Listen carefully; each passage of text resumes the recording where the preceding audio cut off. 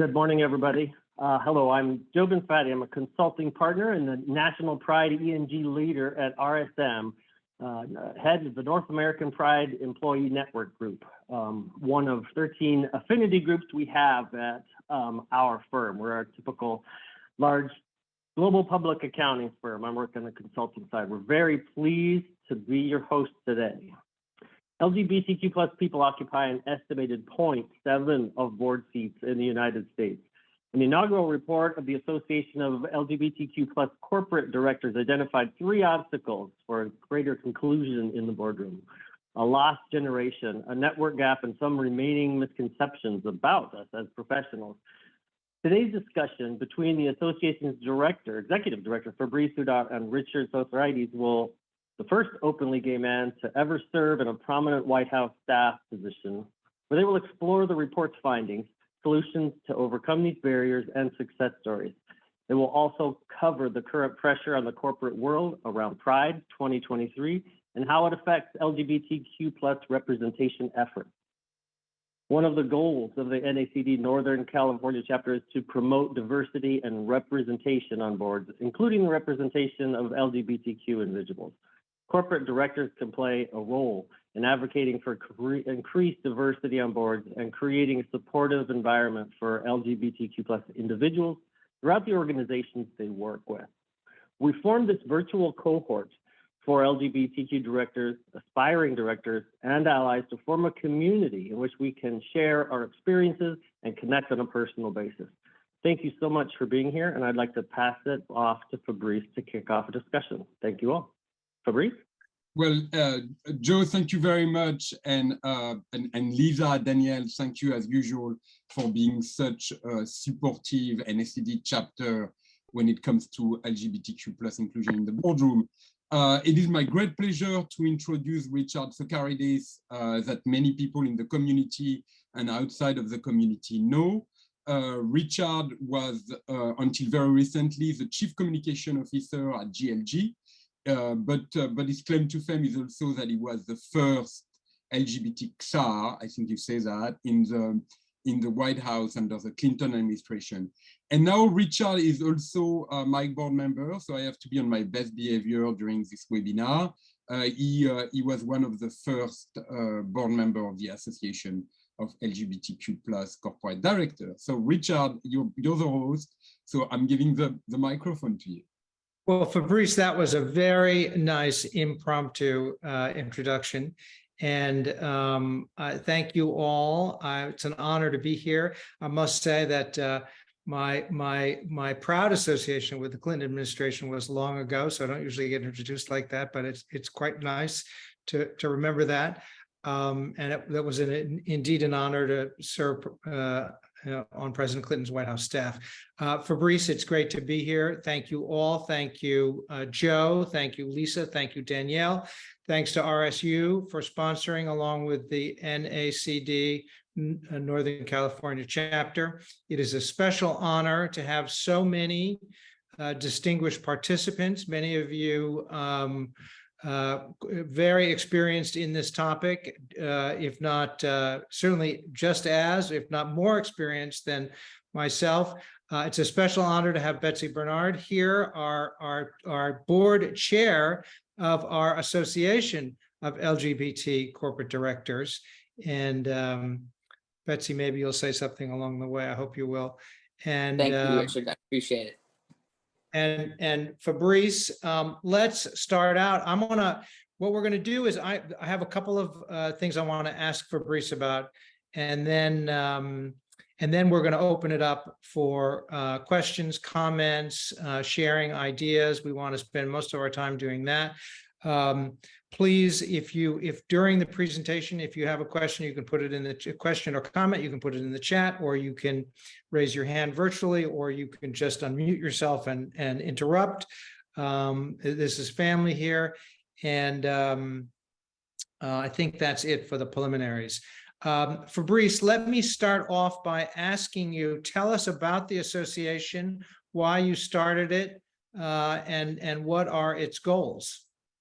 Well, thank you, Richard. So the association is going to celebrate really its first anniversary in September. because we officially launched it at JP Morgan in September last year. You were there, Betsy gave a speech, and that was the official beginning of our activities, even though we incorporated in June, the previous June. So the association is basically the replication of efforts that other underrepresented minorities in the boardroom have made, meaning that women very quickly, when the gender diversity agenda took off, realized that you don't get a board seat because you are a woman, right? Really what happened is that women organized themselves to ensure that their names would be pushed forward in front of the nominating and governance committees, in front of the CEOs, in front of the chair of the non-gov committee that would be looking for additional board members, or that would be looking to replace a board member. And so, you know, women at the 30% club, they have Him for Her, they have Women on Board, they have many organizations that do what I'm trying to achieve with the Association for LGBTQ plus corporate board members. And then African American have Boule, they have the Leadership Council, Asian American have Ascend Pinnacle, Latinos have the Latino Corporate Director Association. And so the idea is, first, of course, ensuring that as a community, we support each other on the board journey. And then sometimes, you know, doing a little bit of education and support for new board members or people that are already in the boardroom, but might want to have support in thinking about their board career. And then the last aspect is hopefully having a robust list of candidates, so that if someone calls us and say, do you have an idea of a CEO or a CFO in the pharmaceutical industry, we have a few names to give. So you in effect both advocate for the idea of greater representation, but you also, in specific instances, might match a prospective board member with a board that's looking for somebody, correct? Yeah, we do a little bit of advocacy. Our focus is much more on the second part of what you described. Okay, good. Now tell me, why should, this is a kind of a basic question, but I think people are interested in hearing your perspectives. Why should companies care about having an LGBT person on their board? Why should it be important to every company? Well, you know, I think that the first element of response is the same for women, people of color, you know, Latinos, right? It's to say there is value in diversity itself, meaning that if you have a diversity of opinion, you probably get better feedback to the CEO, you probably get better shepherding of the company, right? But there is a second element, which is also there is a demographic revolution happening in America, right? As you know, the Gallup survey now is pretty stable, right? 7.2% of adults in America self-identify as LGBT. But that number doubles when you talk about Gen Zers, right? And that's probably going to affect business. And so there is also an element of answer is to say, well, if you have someone with LGBTQ plus in the boardroom, they might help you navigate that demographic change that can affect your business. And then I think a third element is that LGBTQ plus people have a specific relationship to the world. And that's probably the part of the response that is the most difficult to articulate, right? Why is it different to be LGBT? And sometimes people will understand why a woman might have a different point of view on an issue, why a person of color might have a different point of view on business, but they don't always understand why LGBTQ plus people bring that diverse point of view. And I think, you know, one big assignment for us next year is to try to better articulate this added value for LGBT board directors. All right, so the association early on did a survey of current board members and future board members and people involved in board selection, and they published it, and also you and I did a, thank you for letting me participate with you, did a did an article that appeared in the Harvard Symposium on Corporate Governance, where you detailed some of the findings. The top line finding was related to how many board members, how many Fortune 100, how many public companies actually had an LGBT person on their board. Can you tell us a little bit about those findings, and both in the survey and in the article we did? Look, you know, the Fortune 500 group is really crucial to us because that's probably the most accurate data we have until the NASDAQ data comes in, right? And so, you know, we did a few mistakes in the report. In fact, we forgot two or three key LGBTQ plus board member, you know, Cassie Alligan, who is on the board of Ulta Beauty and has been out for a very long time. Ulta Beauty was one of the first companies to disclose having an LGBT board member. And then we had Colleen Taylor, who I can't remember which board she's on, but unfortunately we had not included her. But so it evolves a little bit, but it usually remains around 28 to 30 people occupying 44 seats. And that's an important data point because it means 0.7% to 0.8% of all board seats. And as we just mentioned, we probably represent 7.2% of the American population, adult population, right? So there is a big difference, right? A factor of 10 between what we represent in the population and our representation in the board. So very often— What percentage is that? What percentage of public board seats is that? So of Fortune 500 board seats, we occupy 0.72 to 74% of all seats. And but this is also, right, you kind of alluded to the idea that some of this is actually kind of hard to count, right, for several reasons. Well, look, I mean, you know, very often the first reaction that I will get, particularly for, you know, men that have been in the boardroom for a long time, the first reaction I get is, how do you know? What if there are a lot of people that are extremely discreet about their sexual orientation in this group? You would probably not know about that. So I'll tell you, you know, if you look at our list, there are, you know, of course, there are people like Betsy, you know, within the board of Zimmer Biomed. There are people like Cassie on the board of Ulta, but you also have people like Susan Arnold, until recently, that used to be chair of the Disney board. You have people like Michele Burns on the board of Goldman Sachs and Anheuser-Busch. You have Barry Diller, right, that we included. So those are people that are publicly known as being LGBT, but might not always have been the most forthcoming about being an LGBTQ plus board director. So I have to tell you that I'm pretty confident that even if everybody was self-identifying on the Fortune 500 board, we would still be underrepresented, severely underrepresented. Okay, Elizabeth has a question or comment. I want to let her. Two comments. First is I have had to push management to disclose my LGBT status in the proxies. They have wanted to, but they've been unclear how to bring it up. So they're all I think I'm in 4 publics there. They've all done so, but at my urging. That's number one. Number two, I think, Fabrice, we have to look at all publics because present company excluded. The way to get on the Fortune 500 is to start sometimes smaller, small cap, mid cap, and then make the jump. So it'd be interesting to know the all public company number as representation. You know, I love this point. So first of all, you know, we should mention that Elizabeth Mora is also with Betsy and Richard part of our advisory board, right? The board of the Association of LGBT Corporate Directors. And I'm very grateful for their guidance. And you're right, Betsy, which is that a lot of corporate secretaries of board have not yet been educated on the fact that it is not rude to ask your board member, are you LGBT?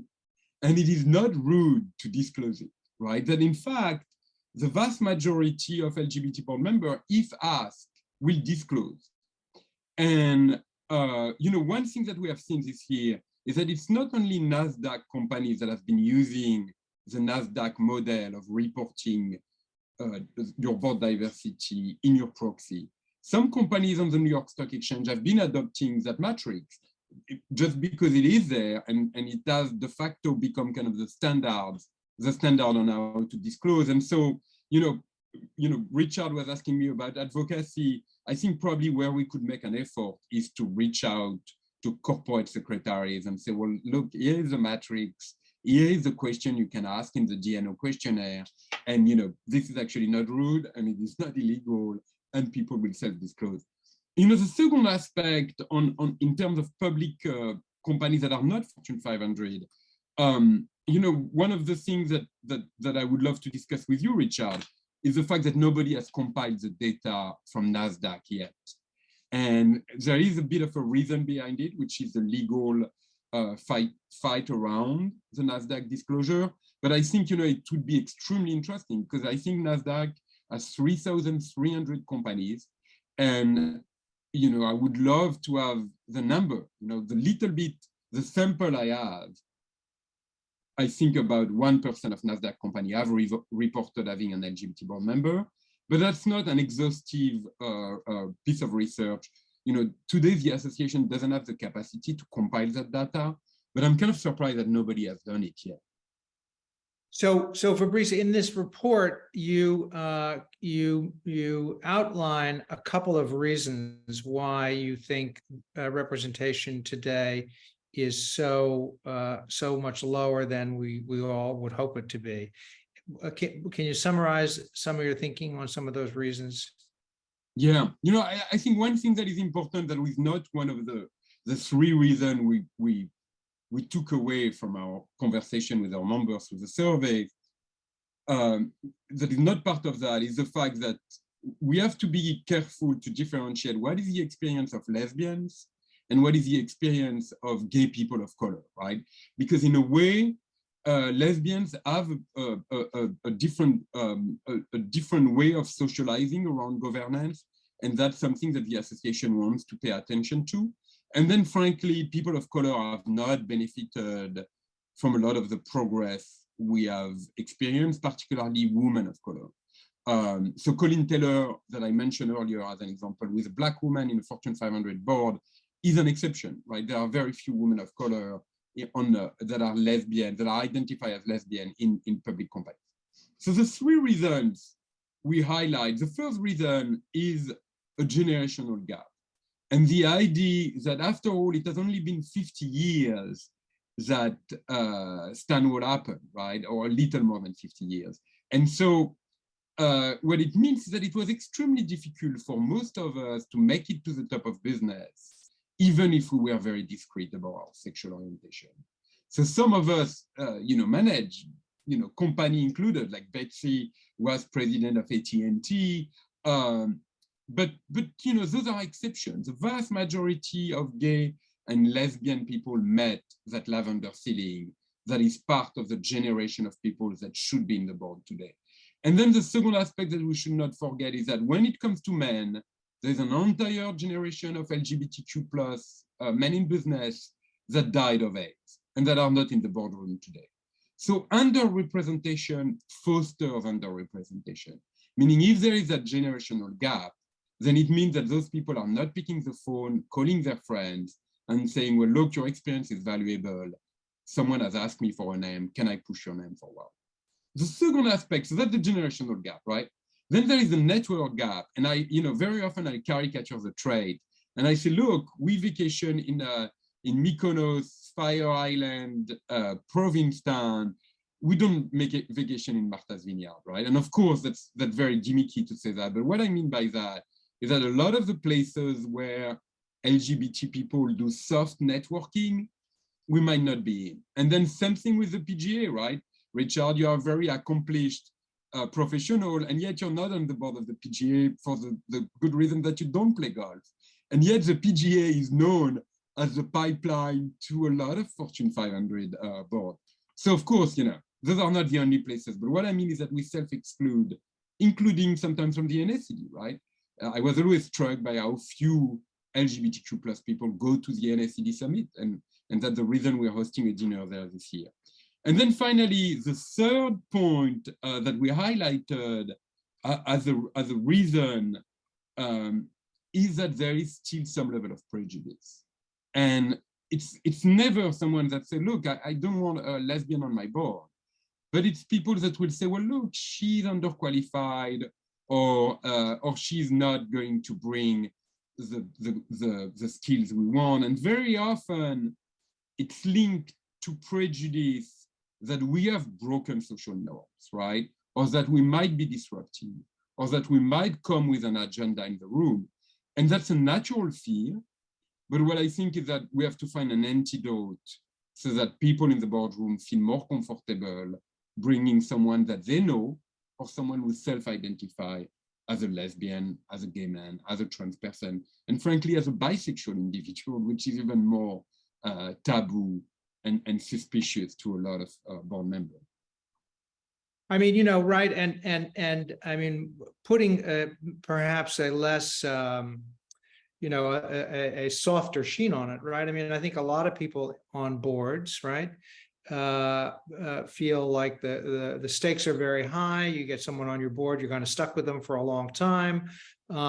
They like to pick, people on boards like to pick people they know, people they're already very comfortable with, people who they think are going to be, people who are going to not rock the boat, not necessarily bring a perspective that might be destabilizing. And, so I think there's some of that too, right? Oh, completely. I don't know much about the board, right? I've never served in a public board, but what I hear is that the dinner before the board is very important. And you don't want to have dinner with someone you don't like, right? Or someone that is going to break the atmosphere, right? The ambience. And there is a bit that fear. And then the second element, it's a little bit like when your boyfriend moves in. Once he has put his clothes in your closet, it's really difficult to get rid of him. And I think there is a bit that fear, right? That you're going to bring someone who might be obsessed about diversity and inclusion, while really what the company is thinking about is how can we expand to Mexico, And there is a bit that fear. And so vetting of LGBT candidates is something we work on a lot, because we feel that sometimes vetting is a way to alleviate that fear. Betsy, we would welcome your input and thoughts here. Thanks. Yeah, and I probably will present a bit of a different perspective than the one that was just shared. Just from some background, I've been on public company boards for over 20 years, about 10 of them.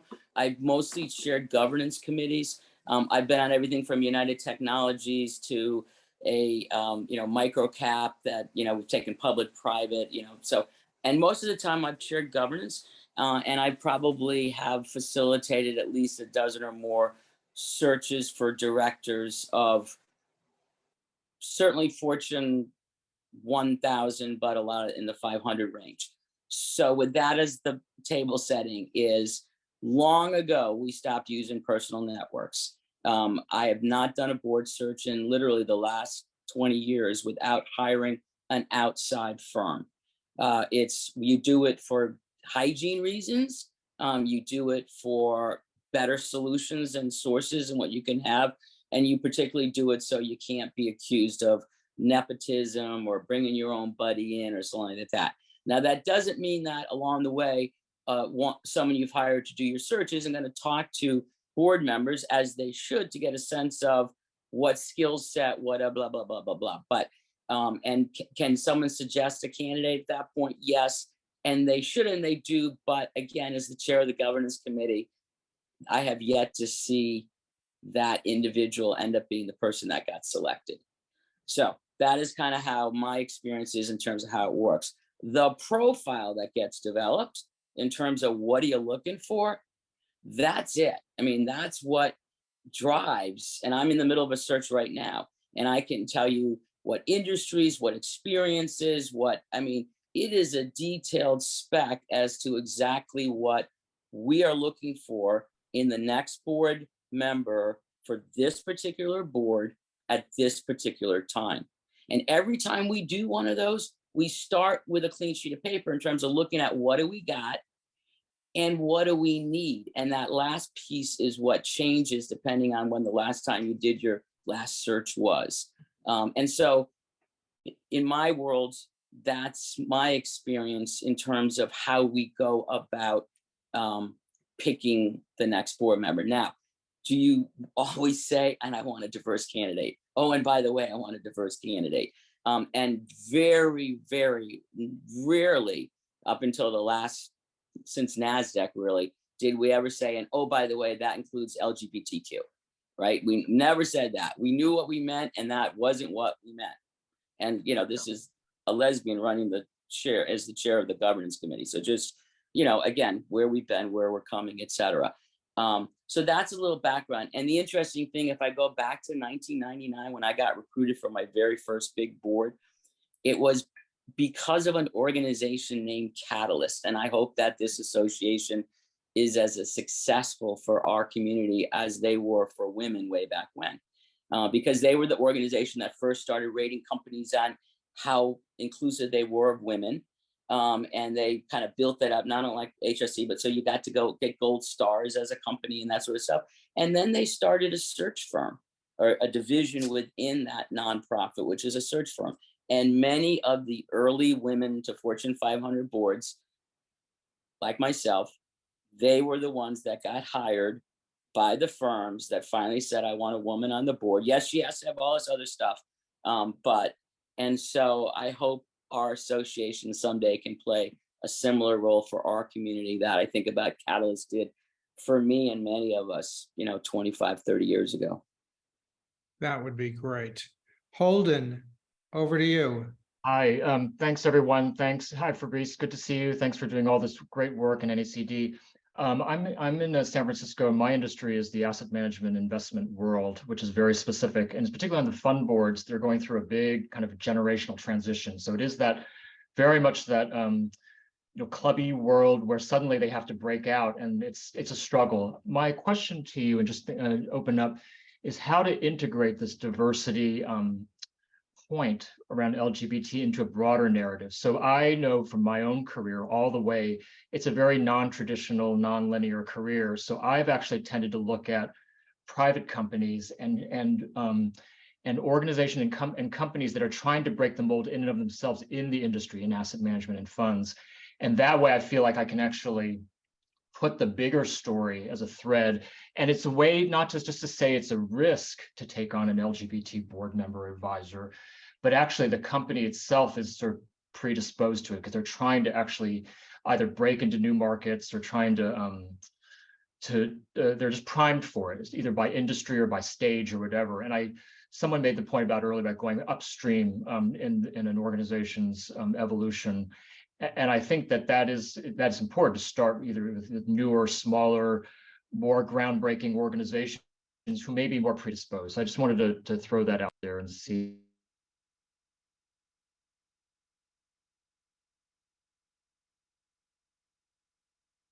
Fabrice, do you want to comment? Yeah, well, I love what you're saying, Holden. And one thing that I think about often is that the boards that have LGBTQ plus board member tend to value those LGBTQ plus member tremendously. One of the things that I love to do is I love to bring Mirna Soto, with the poster child of the lesbian Latina on the board, and people love her and she's in high demand, right? So very often there is a bit of a bottleneck to getting on the board, but even though that's a bit of a gimmicky thing to say, and I will say it between us, is that I believe that LGBTQ plus people that made it to the top of business in that generation tend to be overachiever, type A personality, that are going to read the board package from the beginning to the end, and are going to make sure that they bring valuable contribution. And so one solution that I think the association should invest in is showcasing LGBT talent. And how they have brought an interesting viewpoint to the board, and how their colleagues value them. Because I think that's probably the best argument for LGBT board diversity. Betsy, just a quick follow-up. Michael Krowitz is asking in the chat if in these searches, if you're using the big search firms or the smaller ones or some combination of both. So I do think that you chairs of, and I'd be look at myself in that way. You can get stuck in a rut if you have a really effective and successful run with a search firm. And usually if I'm changing search firms, probably something hasn't worked out as exactly the way that I wanted it, et cetera. So, but I'll use any small and large. In the old days, you know, it was you couldn't get great service. Anybody here on search, I'm sorry, but again, in the old days, it was hard getting great service for board work versus if you were doing CEO, it was kind of that lost leader. Okay, I'll do your board search for you so I can get your CEO job. That has changed a lot, but in order for that change, I really had to go work with smaller firms that were focusing on boards exclusively. I made that transition maybe 12 years ago. But now you'll find even in the, you know, all the big ones, they have specialized board practices, right? It's very different than what it looked like 15, 16 years ago. All right, Fabrice, there's a question in the chat too from YY Lee, who I will try to summarize it, but it is essentially, have you identified any best practices? Oh, there you are. YY, do you want to articulate? You want to state it yourself? I didn't see you there, but there you are. Oh, it's okay. People can read my question, but I was hoping that you can just comment or just develop some discussion around LGBTQ plus representation in context of broader diversity, both, you know, just in terms of like, you know, as a point in the spear, I don't know, you know, like Betsy was saying, I don't know that that's like a thing that people are going to sign up for, but, you know, in terms of like the broader story. And the other thing that I think about is that I'm seeing the boards that I'm on just diversifying very quickly in terms of gender and some, not all, but some underrepresented communities. And, you know, I actually think there's a danger of, as boards get to 30%, you know, women and, you know, some underrepresented board members, that they're like, oh, cool, we did the diversification and, you know, we're good, right? And that we don't actually continue to push for additional diversification in terms of, you know, other LGBTQ or other representation. And so I think, that broader context is like is very is going to be very important and very influential to truly broadening, right, just beyond gender and you know, ethnic or racial identity. Maybe you can comment on that. And yeah, no, I love it. I think that's a great question, and you know, maybe I'm a bit delusional because I have to keep a reason to exist, right? So I tend to be optimistic. And I was telling Richard yesterday, as we had a small prep call, I said, look, one of the things that struck me this year was Starbucks appointing Beth Ford to their board right before disclosure. And I think the reason is because if you're Starbucks and you are this champion for LGBT equality globally, that actually has a very high representation of queer people as barista, it's very difficult to tell the community in your disclosure, I love LGBT people, but the board is for adults and therefore I have an all straight board, right? It was a difficult message for them to have. And so, you know, they did the easy thing. I mean, Beth Ford is wonderful, but she's kind of the go-to lesbian for a lot of those boards. And so they appointed her. Similarly, Marty Chavez appointment by Alphabet, right? Marty Chavez is a brilliant individual, very successful in business, of course. But I also think that Alphabet is a company that is known as being LGBT friendly, that has a huge segment of its staff that self-identify as LGBT. And it was difficult for Alphabet to say, well, look, I have an only straight board, right?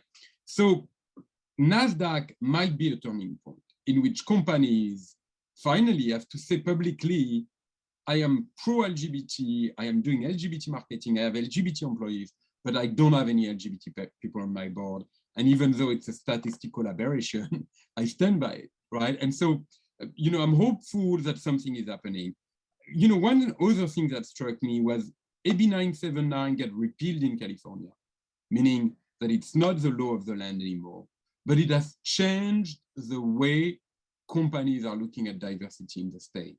And so, I think that that we might be, there might be a little bit of change. And the last thing that I would say, which echo a little bit what Betsy talked about, which is the role of the recruiter, is that recruiting firms last year kind of kept me a little bit at bay, and sometimes I was frustrated, and I mentioned it to Richard, and I feel we are getting much more embraced by Russell Reynolds, Korn Ferry, Egon Zehnder this year. So, maybe it's wishful thinking, but I have the feeling that LGBT board diversity is becoming a legitimate topic. Kathy, over to you.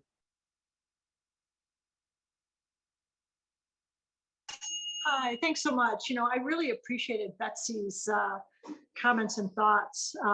And the program this morning has been really exceptional, really good thinking. Something to think about that's been interesting, and I don't know, Betsy, if you and others have seen this, the boardroom has diversified quite a bit in the past 10 years around function, right? So when I joined boards, it was primarily, almost exclusively, sitting or recently retired CEOs or CFOs. And then there was the digital director, and then there was the supply chain director, and then there was the technical director. And now you're seeing CHROs, which 10 years ago would have been unheard of, right? So there's this diversification in the boardroom by functional expertise. And I just wonder if that's an opportunity to look into those areas. And that's where we've, in the 5 boards I'm on, have had success in being able to, look at candidates based on the spec, and Betsy is exactly right, it's a detailed spec, to really look in different areas of functional expertise for candidates that are diverse. And we found success in doing that. So there is this general diversification of the skill sets in the boardroom, and those are all published in the proxy. And that just might be an opportunity for us to look at our networks and look at talent in those areas. Right. So all the companies I've been involved with, we always publish what the skills matrix is of our board and how every one of us applies against those skills that we say are important for a board director. So you can go to most companies' websites and find that information specifically. So to Kathy's point about, you can sense whether a company has a specific technical skill set that it consistently has on its board. And I think that's to Kathy's point. I still think, though, when I think about it, it is the opportunity is that on every board search, we have to insist that we see diverse candidates. I mean, I really think that's in a lifetime of doing it. I think we have to insist on that. And then eventually we need to have that incredible place, just like back in the old days, it was Catalyst, that you go to find the ready now, talented LGBTQ ready corporate directors. And that's for me, for this community, given, and it's, I don't know who said, will we get to the point where, we'll be at the 30%, I hope so, but I know it's not going to be, sadly, in my lifetime. And I've been at this for 30 years. So I think there'll unfortunately or fortunately always be an opportunity for certainly this association for many, many generations to come. Well, that's a good and I love that point. If I may, stay in business for a long time. and if I may, Richard, I love that point because I love to say that the board of Charter Communications, 16 people, it's 15 men and 1 woman. And I see, if it was in France, French women would be burning garbage in front of their headquarters. But, they still managed to get by with 15 men and 1 woman. And then the other thing that I would like to say is congratulations to NACD Northern California, because that's a pretty amazing group between Betsy, Casey Halligan and James Cole, I think that's the most Fortune 500 LGBT board member I have seen in the same room at once. So it's a great pleasure to have such expertise on the call today. Fabrice, your French charm is coming through, especially today, this morning.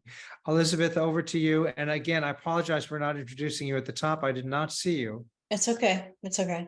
I wanted to make the point that recently at one of my board meetings, one of the banks came in to give a presentation on activism, and they mentioned that it's much harder to go after a board where there's a high level of diversity. So that was a point that I did not know. And it shows the market and the shareholders that this board has taken diversity seriously. And that is a check in the right box for, you know, this isn't unless a reform. There are many, many other reasons, but it's a reason to for the activists to pause. I just wanted to leave that point. Thank you. Great point. Adrian, do you want to articulate the point you're making in the chat, or do you want me to do it? Are you there? I'm here. Yeah, just had a second to get off camera. This is my first NACD event, so thanks for welcoming folks who are not just board directors. I was listening to Kathy's point about having subject matter experts as board directors, and I was curious to hear if you, Kathy, or anyone else is familiar with folks focusing on ESG, or specifically sustainability and climate, the E part of ESG, as a focus area on the board of directors. Because from where I'm sitting, working with companies to decarbonize, a lot of the most advanced companies are getting pressure from the top, from the board of directors. So curious to hear about Anybody? So I haven't seen there. the boards. Go ahead, Betsy. So in my world, the ESG is, with the exception of the S, is the governance committee.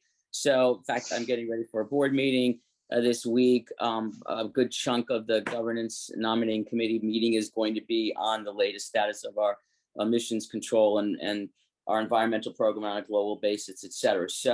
So it's become a bigger and bigger and bigger, clearly part of the board conversation. I defer to NACD experts, but I think you'll find a lot of that is in the governance committee around certainly the environmental piece of it. And the answer is that we have not, and I have not, I think there was a little move toward it, but I see it moving the other way. I think particularly with the new SEC rules, that doesn't require a cyber expert, right? That was up until a few days ago. That was, you know, are we going to have to? And they said no. And so if it's a company and it's small, particularly in the private world, I think about my venture world days where that specific expertise was valued and appreciated on the board. I think there's still a place there in that segment of the market, the size of the market. But I think it's rare that you'll see, certainly in the Fortune 500 world, where a request will go out for a board member and they'll be selected based on their specific expertise in either cyber, ESG, ERPs, even think about the big issues we've had over the last 5 to 10 years. And there was a knee jerk to say, oh, gee, maybe we need to bring someone on the board with this expertise. I've rarely seen it actually happen. And I see it less and less talked about. And with the SEC recent decision on cyber, I don't think, at least for the large companies, that you'll see that be a big source of opportunity. All right, Fabrice, Kate, I like your question, Kate, very much, and I want to do that next. But Fabrice, before we move on, you did mention in the report, suggest some solutions to this issue, the lack of representation. And I wonder if you could just sort of articulate a couple of bullets on that. Well, you know, I think one key aspect for people that are not already in the boardroom is intentionality, right? And in the survey, existing board member and in the, you know, I'm talking beyond public companies, right? Private companies, they often said it took me 2 to 3 years to land my first board seat, of being extremely intentional in my networking and being very intentional about how I presented my board narrative. And you know, sometimes I have a bit that issue that a lot of LGBT people that have been very successful in business don't really want to come back to hustling, right? They kind of think, well, the board should come to me. That never happens, right? Very often, you know, candidates have to make an effort to get themselves out there. You know, we have one of our candidates, Patrick O'Keefe, retired, you know, as Cassie mentioned, CHRO of American Airlines. And he was appointed very quickly to the board of Sun Airlines, but he had to put his name out there, right? To say, look, to raise his hand and say, I am interested in board service. So, you know, that's one aspect that is important, is the intentionality of people that have not yet a board seat, but are willing to get on the board. The second aspect is, you know, for us to learn to help each other. And one of the things that I love with people like Betsy or Myrna is that whenever, or Elizabeth, right? Whenever I say to them, oh, would you mind talking to that people? They said, of course. And you know, they get out of their way. That's a bit this philosophy of keeping the door open for people that come after us. And I think that's very important because other minorities are doing it and we have to learn to do it. And one of the things that really struck me with my gay men candidates, right, the gay men candidates of the association, is that they tend to think they are very well networked. But very often we have to make a bit of difference between being very well networked and being very well networked in the governance world, right, which is a complete different world. And so, you know, learning to help each other is important. Then, you know, the next aspect is the visibility of LGBTQ plus people at the top of business in the governance world. And we've been working a lot with, of course, JP Morgan, because they're our sponsor. They have advisory services to their company, but now Goldman Sachs has advisory services on board diversity. Morgan Stanley just created a new initiative. The New York Stock Exchange has a board diversity initiative. Agenda and Equila are just publishing the list of the 50 diverse board candidates. You should think about 4 of them, you know, are LGBT member of the association. It's really important that we make this effort of putting the amazing names of LGBTQ plus people in front of recruiters and in front of the nominating and governance committee. And you know, a lot of that burden is probably on the association to be proactive in showcasing LGBTQ plus governance talent. Kate, would you, can you articulate this point you've made here in the chat? And I just want to add on to it and then maybe open it up for a discussion, because I think it's a very interesting point. Sure. I have, you know, obviously I'm on a board. I'm looking at being an additional board, so I keep my my ears and eyes open, as we all do, I'm quite sure. And I've been hearing a lot in different areas of discussion around the fact that because of the, I'll say, the political issues that are going on in the US and the cancel culture on, you know, on both sides of different areas, for right and wrong reasons, do not get me wrong, that people are, that boards are starting to say, well, we're going to focus less on the DEI. We don't want to deal with some of the backlash that comes from that, or, you know, we're kind of good where we are, or we don't even have to do that anymore.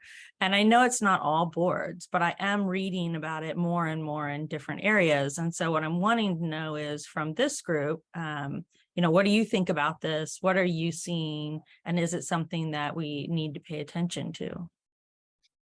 Excellent point, and question. And I also wanted to mention that, you know, in the description of today's program, it suggests that we should all also have a bit of a conversation about whether or not we are seeing any kind of backlash in corporate America against LGBT issues, and what people think about it. I have some of my own views, but I will first ask Fabrice what he thinks.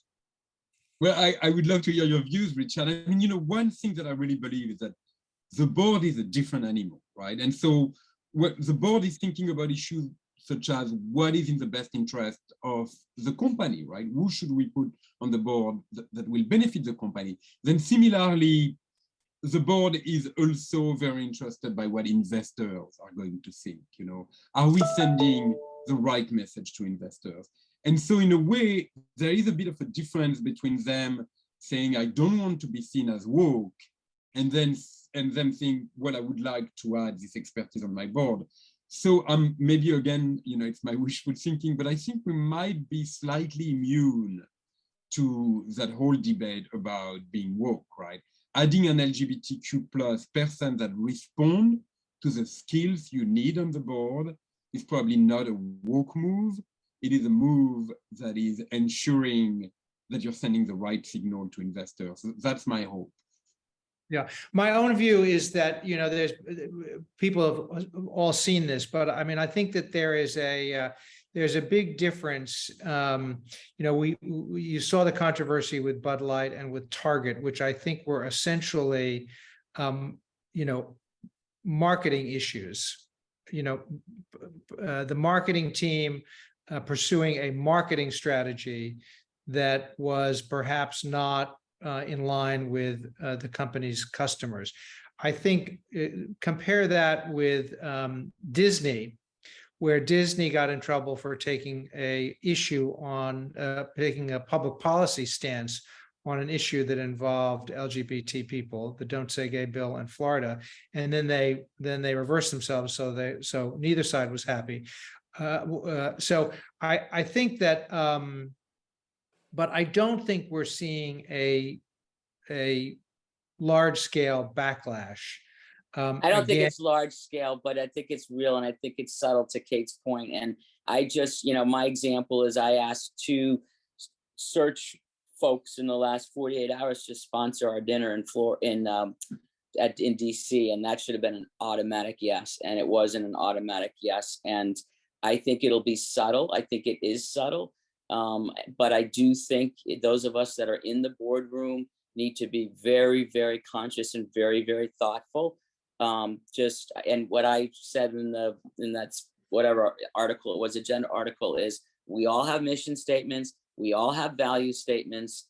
Let's hold management accountable to what they said they were about last year, because I think it's going to be subtle, but I'm feeling it. And I just think those of us that are in the boardroom need to be very, very pay attention and not have a backslide. Well, that's a important perspective. I'd certainly be interested to hear, I know we all would be, to hear what anybody else thinks on that topic or any other topic.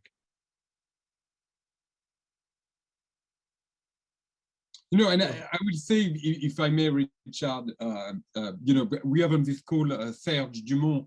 I don't know if Serge has an opportunity to speak, but sometimes people in the board also have an opportunity to guide their companies on these issues, right? And I've seen it happen, in which having someone that is more familiar with LGBTQ plus diversity has led companies to make gigantic changes in terms of policies, in terms of communication.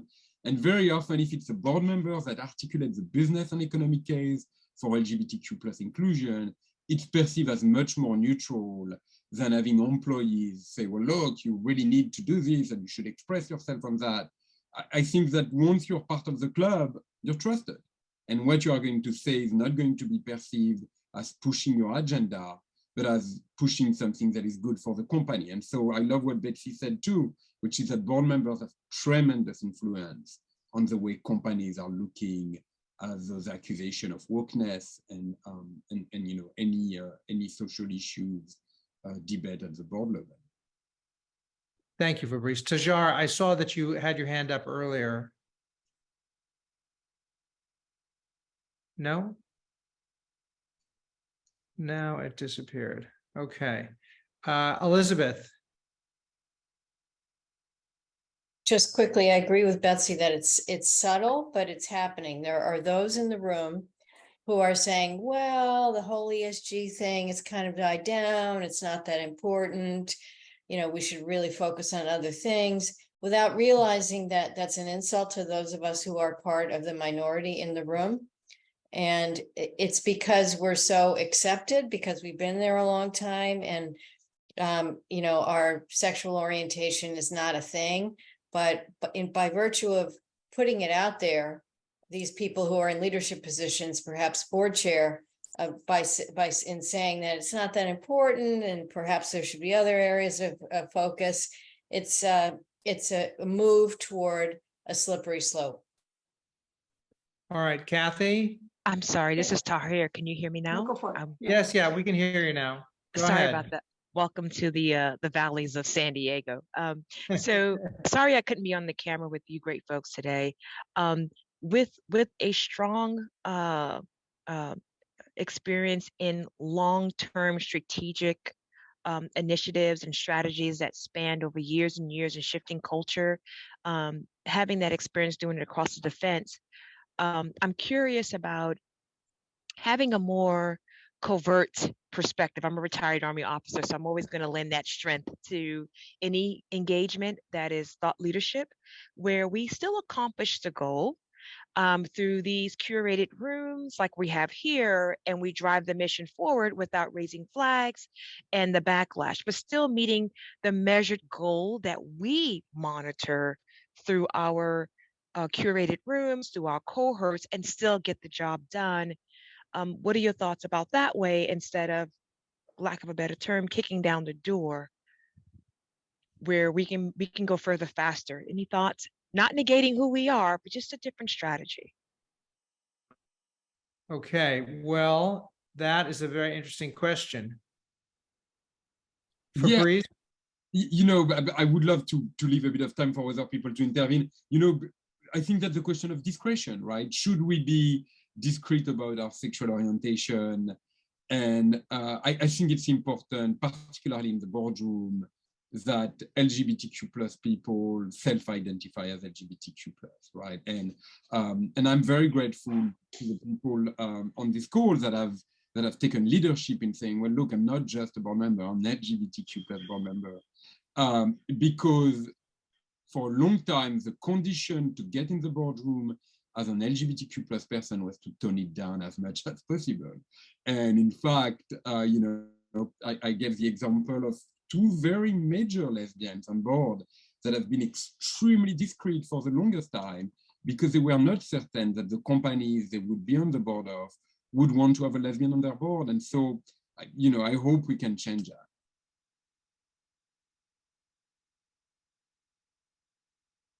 Oh, I think Richard froze. So now I am, I'm definitely on the spot. Glenn, I would love to hear your thoughts. Good morning, everybody. And I apologize for not being able to, well, first of all, for crashing in a little bit late. I was on another call. And second of all, for not being able to have video. We're down here in Palm Springs, California, where we just had the kind of completely unbelievable experience of a hurricane. And so I still don't have very good internet, so it's very slow. The only thing I was going to say, and kind of furthering the conversation of the last couple of speakers, and I have a long experience as an executive with Alaska Air Group. I've sat on several different boards, public and private. I'm currently on the private company board of Republic Airlines. And I've been on the board of several educational institutions as well.